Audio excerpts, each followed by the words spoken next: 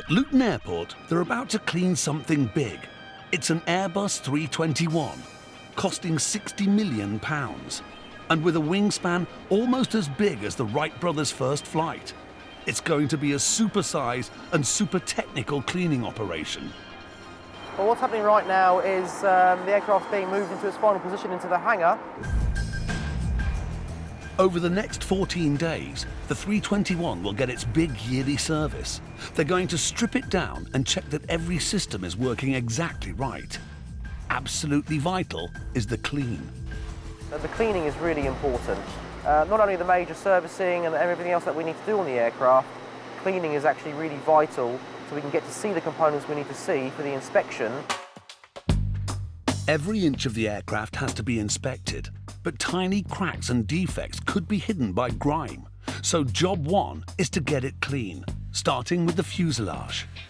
3 men, 1 big plane to clean. Yeah, I mean, the lower part of the fuselage is always the dirtiest bit. As you can see, Alan's cleaning it at the moment. In his bucket, he's got a bit of a mixture and he's got a polish as well. The polish is basically got grit in it, so when you put your cloth onto the surface and rub it, it'll instantly take off the dirt, which is the effect that you're getting right now.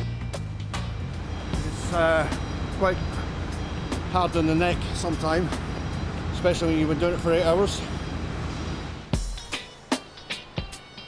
If you don't fancy a stiff neck, there's plenty more fuselage, and it's all cleaned and polished by hand. You need a good head for heights, though. You're more or less bouncing, if you like, as you're walking along the catwalk here.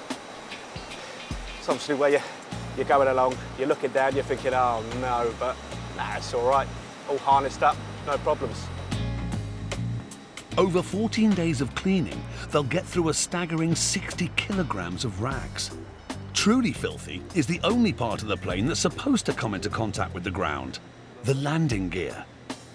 Mostly it's just brake dust and that. I mean, you just imagine how many landings it will do and takeoffs will do, and every time it lands, obviously we pick stuff up. The whole purpose of this is so the technicians will see if there's any damage or any corrosion. We've tried to be as careful as we can. A lot of these wires are quite valuable and stuff like that. It's a case of a brush, rag, just wash it down and just clean it to the best we can. Because it's just come off flight, the toilet tank needs emptying. That's done in the usual way from the outside. But all is not well in the toilet system. There's something very unpleasant inside.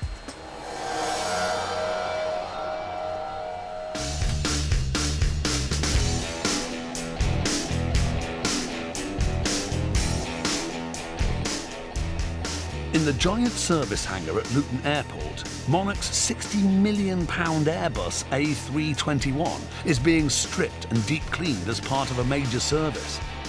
Every inch has to be cleaned in case the grime is concealing defects that might affect the safety of the aircraft. One area that's filth pure and simple is the toilet system. Well, this is one of the toilets at the rear of the aircraft, and it's again another job we have to focus on. It's fairly grim, no one really likes doing it. There is an additional payment offered to the employees here for working on toilet systems. The toilet waste tank is emptied as it is after every flight. A nightmare scenario would be a blockage in any of the toilet system pipes. Using a high-pressure hose, anything stuck in the pipe or coating the inside is blasted out and ends up in the tank. Now they focus on the tank itself. What they're doing now is taking off the blanking plate at the front of the tank, which stores all the human waste from all the toilets. We're about to fit this adapter plate on there, which we can then fit the cleaning equipment onto that and then use high-pressure water to really clean the inside of that tank out. You may be wondering how they'll clean inside a sealed metal tank. Someone's invented a cunning device. This is placed into the water tank, and this tube here will oscillate in and out with a rotating head which will send the high pressure water within the tank and clean the residue from inside the tank walls. Whatever they do, deposits naturally build up in the system and they have to be flushed out. But it doesn't help when people put the wrong things down the toilets. The system is it's robust, but then again it's pretty fragile. But unfortunately, things still do end up there, like pens, nappies, and other items that shouldn't make it down there. And the system's just not designed to cope with that, and that's where we get blockages. The special toilet cleaning thing is removed, but like everything else, the inside of the tank gets inspected to see if it really is clean. That washing system's got rid of all the nasty deposits in there and all the calcium and limescale buildup that was in this tank, so really, really good job. Before the engines can get their crucial service, they get cleaned too. This is one of the engines over here, and basically what we've done is we've opened up the engine, the fan cowls and what we call the sea ducts to give us the access we need to carry out the inspection, and also look for any dirty marks, dirty streaks, because that could be an indication that we may have an oil leak somewhere. Cleaning inside the engine is awkward, but important. Safety and cleanliness go hand in hand. Back inside the cabin, a component vital for passenger comfort with a rather unpleasant cleanliness problem. This is the temperature sensor for the rear end of the cabin. It's very important, but very basic. It's human skin that's contained within the aircraft. That's right, human skin, which circulates through the aircraft's ventilation system. It's simply cleaned with a brush, soft bristle brush, across the sensing element and the rest of the housing, just like this. As you can see, there is a fair bit of accumulation on there. But the temperature sensor is not the only place your skin ends up. The rest of the cabin needs a deep clean too. The seat covers are going to be dry cleaned. On this service, the carpet is going to be replaced too, so the seats have to go.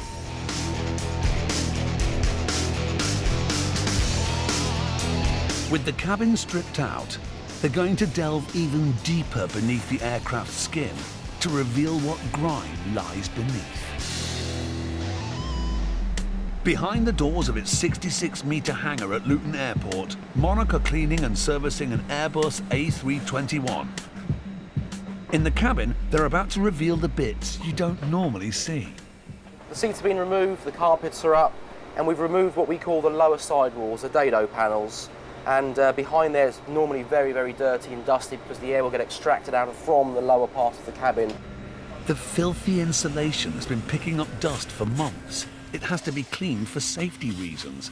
And because it's really nasty, once again, it's Paul Oakley who gets the dirty job. Dare we ask what the dust mainly consists of?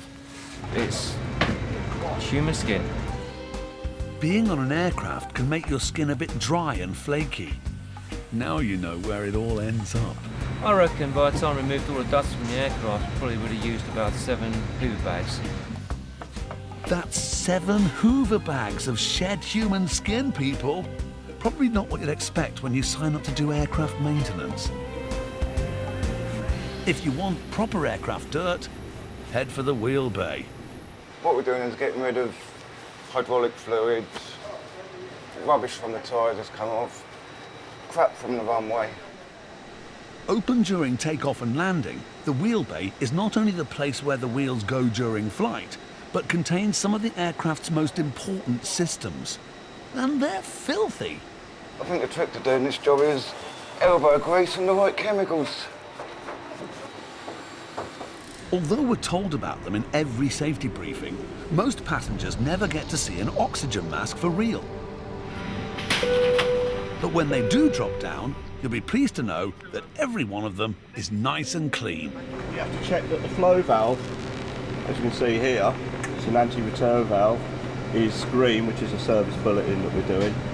We have to check that they're clean, and if not, we actually clean them. We repack them, which is quite an arduous task, which in actual fact takes 2 people to do. The huge aircraft clean is nearly done. But still to do is the most crucial area of all, the flight deck. In Luton sits a grounded Airbus. In the summer, it will complete 3 to 4 flights a day. But for the past 14 days, it's been going nowhere, subjected to a vital service and clean. Every minute, every hour the aircraft is on the ground, it's not making money for the airline. So we need to make sure that they're punctual and they're serviceable, and ultimately they're airworthy to take people on their holidays. Up on the flight deck, Paul Wilcock is about to do one of the most important cleaning operations.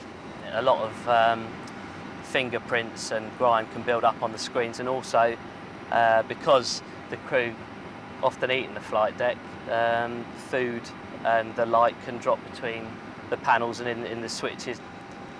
As we brush the dirt away from between the panels and around the instruments, we vacuum it up, and it's better to have the dirt and dust vacuumed up than let it drop right down. That was, yeah, probably a bit of biscuit.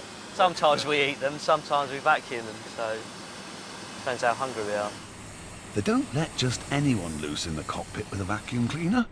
I'm an engineer, so I not only do flight deck cleaning, I carry out function checks, all the routine work that has to be done on the aircraft. Because we're familiar with the switches in the flight deck, we know how they're supposed to be. If you've ever had your desk rearranged by a cleaner, it's irritating. On an aircraft, it could be disastrous. So if a switch or lever is left out of position, it could inadvertently move flight controls, cause things to heat up that it shouldn't do. The cockpit cleanup is an important moment. This is the last job that's done, really. This is one of the last jobs that's done before the aircraft goes out the door. As the 14-day clean and service comes to an end, they tick off some of the big jobs. Remember how grimy the fuselage was? It's been washed, it's been polished, and the finish on that is now so smooth that it will see some kind of efficiency saving on fuel as that slips through the air. It's so smooth, it's the kind of finish I'd like to have in my car. Cleaning and servicing an Airbus is a massive job. But how big exactly? The aircraft's been here 13 days. We've put just under 6,000 man-hours on the aircraft, both day shift and night shift.